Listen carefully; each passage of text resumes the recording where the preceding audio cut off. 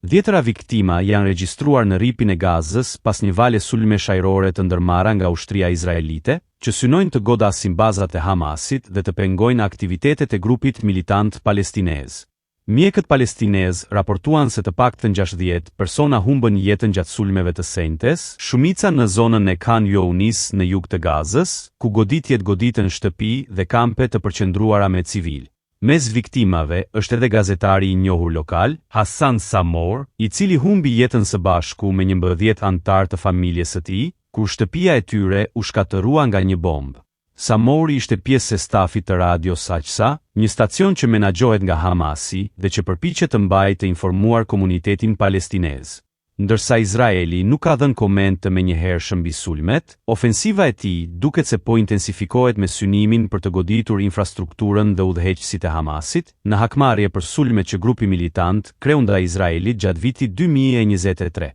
Nga ana tjetër, Hamasi e ka cilësuar ofensivën si një përpjekje të dëshpëruar për të negociuar në zjarr, duke ju referuar bisedimeve indirekte për armëpushim që po zhvillohen me ndërmjetësimin e dërguesve të Shteteve të Bashkuara, Katarit dhe Egjiptit në Doha. Përplasjet kanë ndodhur në një moment shumë të ndjeshëm, pikërisht në ditën kur palestinezët kujtojnë Nakbën, një ngjarje që përkujton dëbimin masiv të mijëra palestinezëve nga tokat e tyre në vitin 1948 gjatë krijimit të Shtetit të Izraelit. Sot, me mbi 2.3 milion banor të strehuar brenda Gazës, shumë palestinezë thonë se përjetojnë vuajtje edhe më të mëdha se atëherë. Situata është përkeqësuar që nga nisja e vizitës së presidentit amerikan Donald Trump në lindjen e mesme, ku ai po viziton vendet e Gjirit, duke përfshirë Arabinë Saudite, Katarin dhe Emiratet e Bashkuara Arabe. Ndërkohë që shumë palestinezë kishin shpresuar se Trump do të ndihmonte në arritjen e një armëpushimi të qëndrueshëm, sulmet kanë vijuar duke shkaktuar tragjedi të reja